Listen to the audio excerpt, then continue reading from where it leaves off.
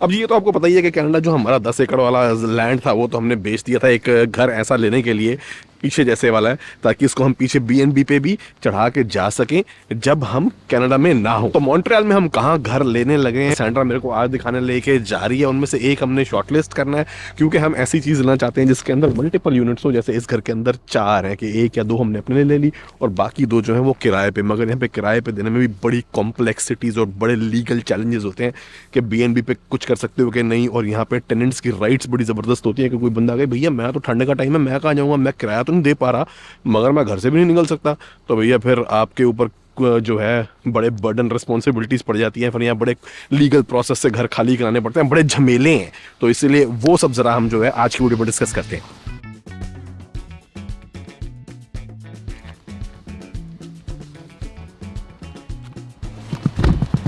अब जी जैसे मेरे भाई का घर है बड़ा प्रॉपर, एक जैसे कहते हैं ना फैमिली के लिए, मगर वो हमारे यूज़ का इसलिए नहीं है क्योंकि अगर इतना बड़ा हम ले तो हम तो उसके अंदर जो है 4-5 महीने से ज़्यादा एक जगह पे रह ही नहीं सकते। इसलिए हमें एक घर इंडिया में और एक कनाडा में तो चाहिए। और कनाडा में भी फिर हमने लेना है तो ज़्यादा टाइम हम ट्रैवल करते हैं, तो मैंने सोचा है कि ऐसा लेके सैंड्रा भी एटलीस्ट अपनी फैमिली के साथ थोड़ा टाइम अपने फ्रेंड्स के साथ, क्योंकि भैया जैसे मेरे लिए फरीदाबाद है वैसे ही Montreal is just like that to her. We're going not too far from downtown, Verdun, Pointe Saint-Charles, and Villemort and Saint-Henri. Which one first? Verdun. वेरदोन करके यहाँ पे एरिया है जो कि रेजिडेंशियल है, मगर मॉन्ट्रियल का आर्किटेक्चर पूरे कनाडा से बड़ा अलग डिफरेंट है। तो वो थोड़ा सा आपको दिखाते हैं।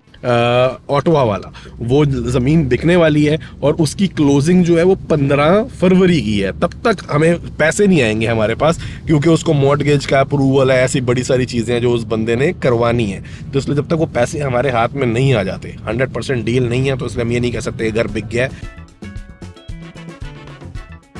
ये जमी हुई नदी, साथ में जो है घर बने हुए हैं आगे।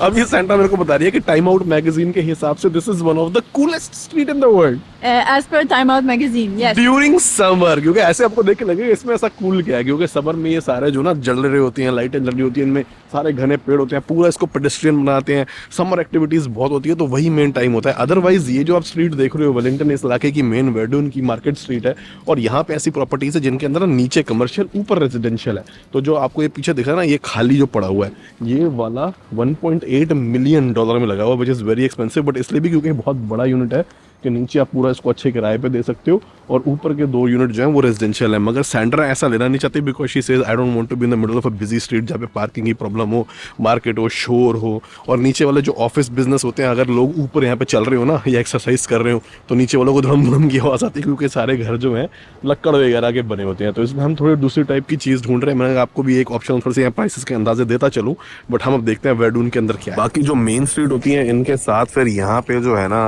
अंदर रेजिडेंशियल इलाके बने होते हैं। तो ये कमर्शियल है, मगर कमर्शियल वाले की आप डेप्थ देखो, $1.8 मिलियन है, तो बड़ा भी बहुत। इसी स्ट्रीट पे देख लो जी, नीचे अपना जो है एक इंडियन रेस्टोरेंट है, इंडियन जो है ग्रोसरी है, सारे यहाँ पे काफी सारे रेस्टोरेंट, नेल शॉप वगैरह बनी हुई हैं। तो इसलिए रेंट पे चढ़ के भी जो है ना यहाँ से थोड़ी अच्छी इनकम आ सकती है। अब रेंट का क्या है उसका तो अंदाजा हमें लेना पड़ेगा, तो किसी रेस्टोरेंट या ऑफिस स्पेस को भी दिया जा सकता है जो कि आगे बना ले। ये ना थोड़ा नई तरह का फसाड अब बनने लग गया, थोड़ा मॉडर्न दिखाने के लिए, वरना यहाँ से पुराना पहले होता था। अब ये देख रहे हो सारा का सारा जो है रीडू करके ये नया बना रहे हैं, ताकि थोड़ा ऐसा मॉडर्न टच आ जाए इसके अंदर, प्रॉपर्टी की वैल्यू बढ़ जाती है। वरना पुराना तो ये इस टाइप का होता था, इससे देखने में थोड़ा खंडर वाइब आती है। हाँ जी, अब हम आ गए जी इस इलाके की रेजिडेंशियल स्ट्रीट के अंदर, जिसके अंदर ज्यादातर 4प्लेक्स होते हैं। दे आर ऑल 4प्लेक्स। तो अब ये कॉर्नर वाला ना, जैसे इसमें एटलीस्ट एक साइड ओपन है, ऐसा मिल जाए तो बढ़िया। देखो 4-4 दरवाजे हैं, मगर हैं ये सारे आपस में कनेक्टेड। और जो ज्यादातर फॉर सेल आते हैं वो ऐसे बीच वाले होते हैं, जैसे ये है, ये 4प्लेक्स है, मगर ये बीच में दोनों साइड से जुड़े हुए। There is no detached house in this area like in the one we are living in LaSalle. ये भी 4प्लेक्स है। No, it's popular. All like this. But it is not In this area. So what is the price range of one of these doll? for 4plex. Yeah. Between 900,000 to 1.5 million. हाँ जी, अब अगर इसको मेरे भाई के घर से कंपेयर किया जाए जिसकी कीमत आज के डेट में तकरीबन 1.1 मिलियन डॉलर, अब मार्केट में करेक्शन आ गया तो हो सकता है 1 मिलियन डॉलर के आसपास तो मिनिमम होगी, यानी कि तकरीबन 6 करोड़ 20 लाख रुपए, और वो वैसा घर है जिसके अंदर मैं या कोई एक नॉर्मल फैमिली जिसकी एक नॉर्मल घर की कंजम्पशन हो और रहना चाहेगी। मगर अगर हम आ जाते हैं इस शहर के अंदर तो यहाँ पे आप देख रहे हो घर लाइनों से दोनों तरफ में, ऊपर कोई दीवार भी नहीं है। हिंदुस्तान में जिस तरह के घरों में रहने की आदत है, कम से कम बंदा फ्लैट में भी हो तो लेफ्ट राइट में जो है हवा खोलने आने के लिए खिड़कियां तो होती हैं, तो यहाँ पर तो बिल्कुल यूरोप वाला सिस्टम है, क्योंकि फ्रेंच लोग यहाँ पे हमेशा से रहे हैं, आर्किटेक्चर उस तरीके का है।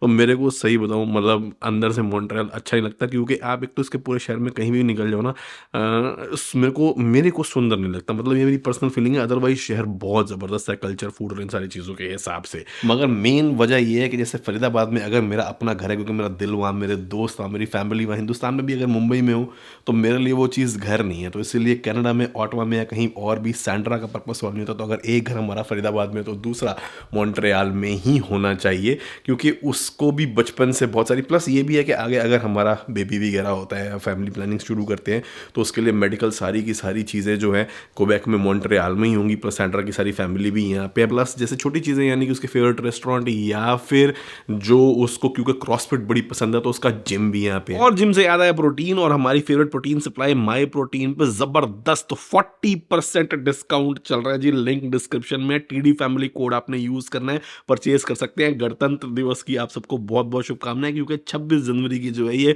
स्पेशल सेल चल रही है वेबसाइट के ऊपर। मैं तो स्पेशली जो है ना, क्योंकि एक हफ्ते के अंदर इंडिया पहुंचना, थोड़ी वीडियोस भी रेगुलर करेंगे, बहुत मौज मस्ती हमारा वहाँ इंतजार कर रही है।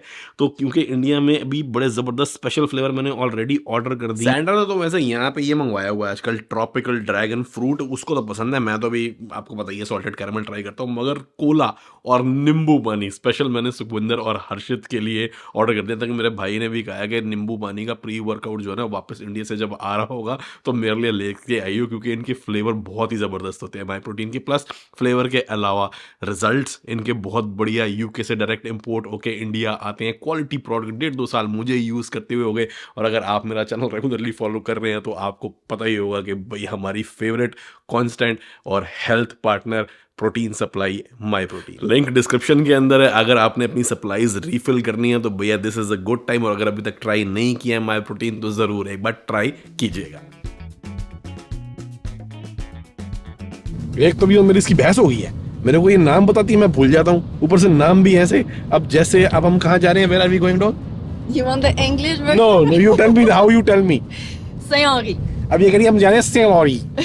अब मैं कह यार ये होगा सेंट लॉरी है, मगर असल में क्या नाम मुझे कैसे याद रहेगा? मैं इसको बोलता हूँ भाई जो इंग्लिश में लोग बोलते पढ़ते हैं ना वैसे, क्योंकि मैंने लिखा हुआ थोड़ी पढ़ा है। अब इसका नाम है सेंट हेनरी। अब ये एच का हा खा जाएंगे, मिला देंगे 2-3। Which was the last one? Verdun? No, the one in between that we had this argument first. Tell in French way. Ville-et-Mar. No no, you tell exactly how you tell me. Ville-et-Mar. विलेमार। अब इसका क्या मतलब हुआ? विलेमार यानी will तो चलो मुझे को पता सिटी को बोलते हैं, city of Et merde. I don't know. एमर्ड है, EMARD, डी साइलेंट है, और ई जो है वो विल के एल के साथ मिक्स हो जाता है विल ऑफ तो करने में, तो विलेमा। मैं कहा यार अब ये तू विल्मा वल्मा जो भी कर रही है अपना, मेरे को नाम इंग्लिश में बता कि जैसे इंग्लिश में पढ़े जाएंगे तो मुझे याद रहेगा। Now I know city of एमर्ड, सिटी ऑफ हेनरी। और ये सारे जो है ना मॉन्ट्रियल के पहले सबर्ब हुआ करते थे, क्योंकि मॉन्ट्रियल बहुत छोटा था। अब ये जो पूरा आइलैंड है उसको मॉन्ट्रियल ही बना लिया, तो ये अब उसका इलाका समझ लो, जैसे दिल्ली का पंजाबी बाग है, या शहर के जिले इलाके ऐसे कह लो, जैसे सेक्टर होते हैं ना हमारे यहाँ पे, उस तरीके। बाकी ऐसे छोटे ये सोसाइटी टाइप भी बने हुए हैं, इनमें से कोई भी जो है ना ये BNB अलाउ नहीं I करते। think this was like a 8 or 10 units. Okay, तो ये किसी बंदे का इंडिविजुअल है 8-10 यूनिट का, उसने सारी या तो लॉन्ग टर्म किराए पे चढ़ा रखी होंगी, तो पूरा तुम खरीद नहीं पाएंगे ऑब्वियसली। ये 4-4 यूनिट वाले हैं ना, ये तो फिर भी देखते हैं कि बजट में आ जाए। मगर BNB यहाँ पे लोग उसी जगह पे चलते हैं जो कि सिटी सेंटर के नजदीक हो, यानी कि अगर कोई मॉन्ट्रियल घूमने आए तो वो सेंटर से ज्यादा दूर ना हो, वरना वो BNB लेके क्या करेगा शॉर्ट टर्म रेंटल के लिए। तो इसीलिए यहाँ पे 2 तरह के रेंटल होते हैं, एक शॉर्ट BNB, और BNB जो है ना ज्यादातर अपार्टमेंट बिल्डिंग्स या फिर जो मल्टी हाउस यूनिट होते हैं वो अलाउ ही नहीं करते हैं। वो कहते हैं भैया आपने किराए पे देना है दे दो, BNB पे हमारे यहाँ के हर तीसरे दिन बाद कोई नया बंदा आ रहा है हमारी सोसाइटी में, हमारी बिल्डिंग में, वो चीज़ अलाउड नहीं है। ज़्यादातर पूरे डाउनटाउन मॉन्ट्रियल में सिर्फ एक आधी ऐसी बिल्डिंग होगी जो कि ये प्रोवाइड करती है। तो जो उसका बीच का रास्ता निकलता है वो है शॉर्ट टर्म रेंटल, यानी कि 30 डेज।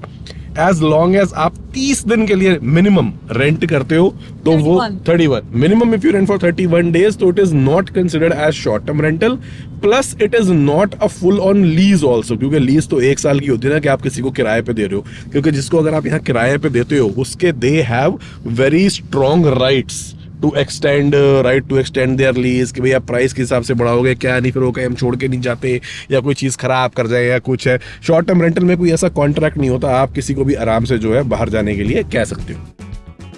क्योंकि मॉन्ट्रियल की जो रियल एस्टेट है ना, because of French being a major part of the language here, a lot of people from Ontario and other places don't come here because of limited work opportunities. तो इनकी जो property के prices हैं वो उतने high नहीं रहते, इसलिए ऑटोवा के बहुत ज़्यादा बढ़ गए हैं टोरंटो के बढ़ने के बाद, मगर मॉन्ट्रियल के अभी भी उतने आबा के बाबा नहीं है। प्लस अब मार्केट में थोड़ी सी करेक्शन भी आ रही है, तो ऐसे यूनिट जिनके अंदर की 4-4 यूनिट बने होते हैं, प्लॉट उतना ही होगा जितना मेरे भाई के घर का साइज है, मगर अंदर फ्लैट सिस्टम टाइप एक ही घर में बना रखे हैं, तो ये जो है ना थोड़ा सा आप लगा लो कि अफोर्डेबल रेंज में आ गया। हमारी बजट जो है ना दैट इज ओनली 8 लाख के आसपास, इतना ही हम जुटा पाएंगे। 9 लाख ज़्यादा से ज़्यादा खींच तान के मिलियन, उसमें भी मेरे को जो है उधारी मांगनी पड़ेगी, थोड़े पैसे भाई से, थोड़े मम्मी से, क्योंकि हमको और तो बाकी से कहीं से लोन मिलेगा नहीं, तो उनको चुकाना पड़ेगा। बाद में वो देखेंगे कैसे करेंगे, कोई अच्छी चीज़ मिल गई तो हो सकता है वो कहेंगे चल ले। अब तो इतना तो चलता है भाई घर गृहस्थी में, फैमिली परिवार में। बट अब ये जो है ना, ये थोड़े से सुंदर वाले यूनिट हैं, ये आप देख सकते हो, ट्रिप्लेक्स वगैरह जो है, ये सीढ़ियाँ सीधा ऊपर जाती हैं। तो आप ये देख रहे हो, ये जो सीढ़ियाँ बनी हुई है ना, ये बताती हैं कि एक ही बिल्डिंग में कितने गेट हैं, इनको देख के आपको पता लग जाएगा कि कितने यूनिट। तो ये हमारी औकात में तो या तो ट्रिप्लेक्स आएगा या ज़्यादा से ज़्यादा हम पूरी खींचतान कर लें और कोई सस्ता जो कि अभी रेनोवेट नहीं हुआ है, थोड़ा सा ओके कंडीशन का पुराना 4प्लेक्स जो कि हम लेना चाह रहे हैं। रेनोवेट सेंड्रा को बड़ा एक्सपीरियंस है, वो हम खुद भी कर सकते हैं थोड़ा बहुत। कम्युनिटी सेंटर के बाहर लाइन लगी हुई है, यहाँ पे ना खाना वगैरह फूड आइटम डोनेट किए जाते हैं लोगों को, तो लोग आके यहाँ से ले जाते हैं, क्योंकि भाई महंगाई बहुत ज़्यादा बढ़ गई है। किसी के पास तो चलो घर की भी समस्या हो जाती है, मगर कोई थोड़ा बहुत अपना कर ले तो उसको यहाँ पे कम्युनिटी सर्विस से कुछ ना कुछ मिल जाता है, तो मदद हो जाती है थोड़ी।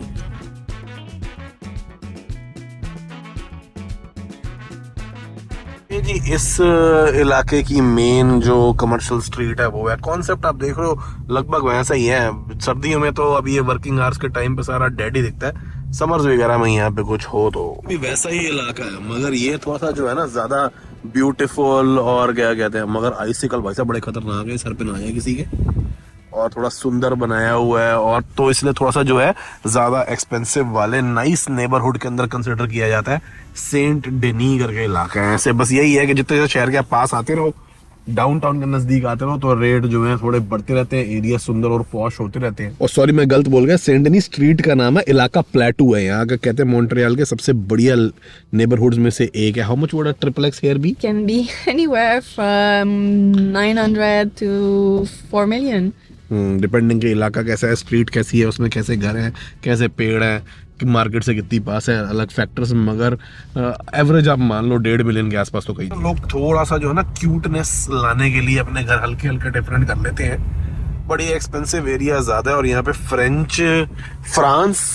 French people live here no, तो जो फ्रेंच पीपल फ्रांस से आते हैं वो थोड़ा यहाँ पे रहते हैं, तो अपने लायक तो नहीं है ये एरिया, पर्टिकुलरली महंगा है, कोई थोड़ा सुंदर बना रखा है कलर कुलर करके, अपनी तरफ से जितना चेंज कर सकते हैं छोटा। अब जी हम आए हैं इस इलाके में एक 4प्लेक्स अपने लिए देखने के लिए, हमारी अपॉइंटमेंट का टाइम होने वाला है। अब उस 4प्लेक्स में all the 4 units are rented, तो मैंने सोचा कि भाई उसका अंदाजा लगा, रेट है 963 समथिंग कनेडियन डॉलर, लगभग 6 करोड़ के आसपास हो गया, मगर उसकी 4 यूनिट किराए पर छोड़ी है। मैंने कहा 4 यूनिट किराए पर छोड़ी, बंदा बेच क्यों रहा है? मैंने कहा किराया पता कर कितना है। How much is the annual rent all aggregate? 55,000 something, $55,000 के करीब उसको मिल रहे हैं, यानी तकरीबन $13,000 के आसपास हो गए एक बंदे के, एक यूनिट के, क्योंकि 4 यूनिट है, तो पर मंथ जो रेंट हो गया वो गया तकरीबन $1,100, जो कि काफ़ी कम है।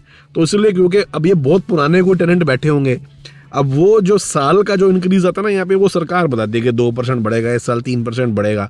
अब वो इतने पुराने बैठे, महंगाई उस हिसाब से ज़्यादा बढ़ गई है, तो उनका किराया कम होगा, इसलिए वो छोड़ के नहीं जा रहे। इस चक्कर में हो सकता है ये बेच ना रहा हो, तो ये भी चीज़ यहाँ पे कंसिडर करनी पड़ती है।